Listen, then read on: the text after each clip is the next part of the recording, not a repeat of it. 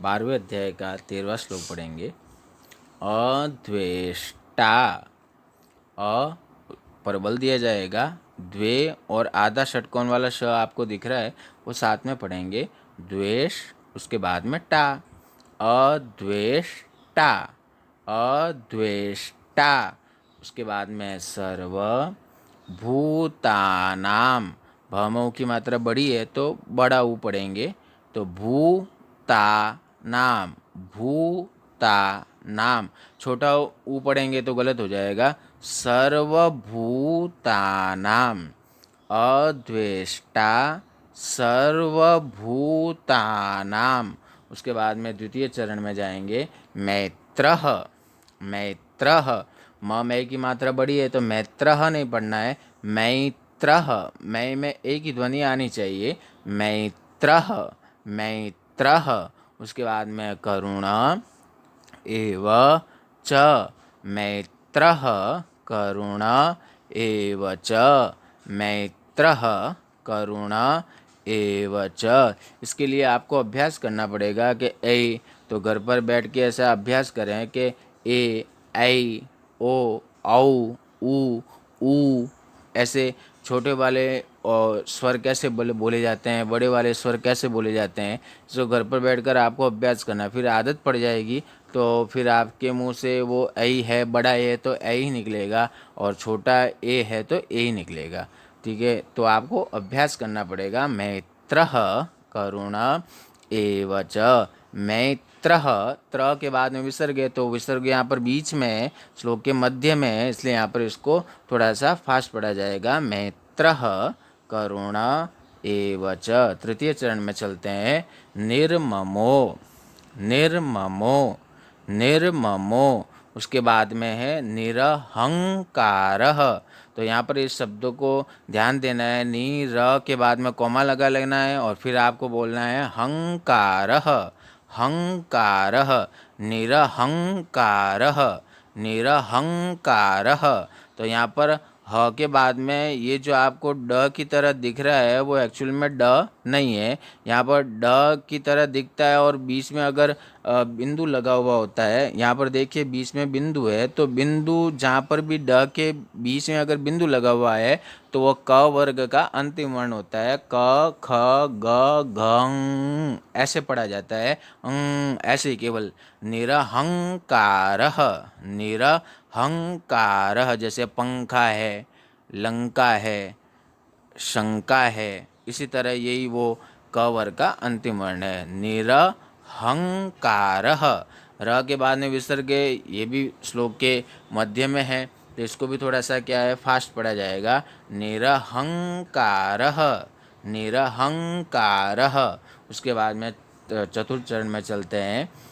सम, सम दुख, यहाँ पर सम, कई बच्चे हैं वो सम बोल देते हैं, सम नहीं बोलना है। सम, स और म देखिए पूरा है तो सम दुख।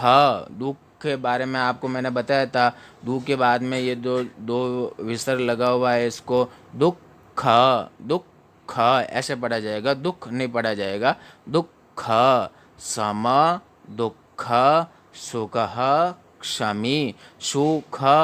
उसके बाद में विसर्ग है तो यहाँ पर भी विसर्ग जो है वो श्लोक के मध्य में है तो इसको भी यहाँ पर भी विसर्ग को थोड़ा फास्ट पढ़ा जाएगा। सुख क्षमी ऐसे पढ़ोगे तो गलत हो जाएगा। शुक क्षमी, शुक क्षमी। तो शुक क्षमी ऐसे क्यों पढ़ रहे हैं, तो इसमें भी कारण है कि क्योंकि क्ष है वो क और श मिलके क्ष बनता है। क्षत्रिय वाला जो श है, क्ष है, वो क और श मिलके बन रहा है तो संयुक्त वर्ण है। संयुक्त वर्ण होता है, इसके कारण क्या है, शुकः क्षमी ऐसे पढ़ा जाता है इसको। शुकः क्षमी, शुकः क्षमी, शुकः क्षमी। नहीं, अगर संयुक्त वर्ण नहीं होता तो शुकः क्षमी ऐसे पढ़ते, शुकः क्षमी। और संयुक्त वर्ण चूंकि विसर्ग के पश्चात क्ष वर्ण है, ये क और श के योग से बनता है, इसके कारण शुकः ह पर बल देंगे। विसर्ग का है लेकिन ह फास्ट भी बोलेंगे और बल भी देंगे। शुकः क्षमी, शुकः क्षमी। पुनः राग से पढ़ेंगे। अद्वेष्टा, सर्वभूतानां मैत्रः करुण एव च निर्ममो निरहङ्कारः समदुःख सुखः क्षमी। 14 श्लोक को पढ़ेंगे। संतुष्टः संतुष्टः संतुष्टः, स के बाद में आधा न है सन, उसके बाद में तुष, उसके बाद में टह टह टह, ऐसे पढ़ेंगे। संतुष्टः सततम योगी, योग ग में एक ही मात्रा बड़ी है, योगी। संतुष्टः सततम योगी। द्वितीय चरण में चलते हैं। यतात्मा यतात्मा यतात्मा, यता उसके बाद में आधा त, यतात उसके बाद में माँ, यतात्मा दृढ़ दृढ़, द में री की मात्रा है तो दृढ़ नहीं पढ़ेंगे, दृढ़ निश्चय गलत हो जाएगा। दृढ़, द में री की मात्रा है इसलिए द्री, उसके बाद में ढ, ढ से ढकन वाला, ट ठ ड ढ और ण, तो ढ है ये। तो यतात्मा दृढ़ निश्चयः निश्चयः निश्चयः निश्चयः, यतात्मा दृढ़ निश्चयः। तृतीय चरण में चलेंगे। मय्यर पिता, तो मई तो आपको पढ़ना आते है, मैया वैश्य मनो ये माम, ये अपने पढ़े ही है, तो इसमें भी डबल य है, तो आपको मई यर ऐसे पढ़ना है। मई यर, पी के ऊपर रे फेस लिए र आगे आ जाएगा। मई यर मई यर, मैयर पिता मैयर पिता मैयर पिता मैयर पिता। उसके बाद में मनो, उसके बाद में है बुद्धिर बुद्धिर, बू के बाद में आधा द है तो बुद्ध, उसके बाद में धिर बुद्धिर। मैयर पिता मनो बुद्धिर। चतुर्थ चरण में चलेंगे। यो मद यो मद यो मद, म के बाद में आधा द है तो यो मद भक्तः यो मद भक्तः।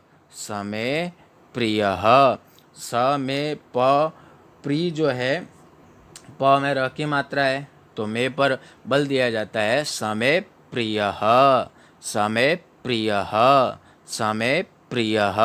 यो मद भक्तः समय प्रियः। यहाँ पर भक, उसके बाद में त के बाद में विसर्ग है तो विसर्ग मध्य में आया है, तो यहाँ पर फिर से ध्यान रखना है। यो मद भक्तः समय प्रियः यो मद भक्तः समय प्रियः। पुनः इसको राग से पढ़ेंगे। संतुष्टः सततं योगी यतात्मा दृढनिश्चयः मय्यर्पिता मनो बुद्धिर्यो मद्भक्तः समे प्रियः। अर्थात जो पुरुष सब भूतों में द्वेष भाव से रहित, स्वार्थ रहित, सबका प्रेमी और हेतु रहित दयालु है तथा ममता से रहित, अहंकार से रहित, सुख दुखों की प्राप्ति में सम और क्षमावान है, अर्थात अपराध करने वालों को भी अभय देने वाला है, तथा जो योगी निरंतर संतुष्ट है, मन इंद्रियों सहित शरीर को वश में किए हुए हैं और मुझ में दृढ़ निश्चय वाला है, वह मुझ में अर्पण किए हुए मन बुद्धि वाला मेरा भक्त मुझको प्रिय है। नारायण नारायण।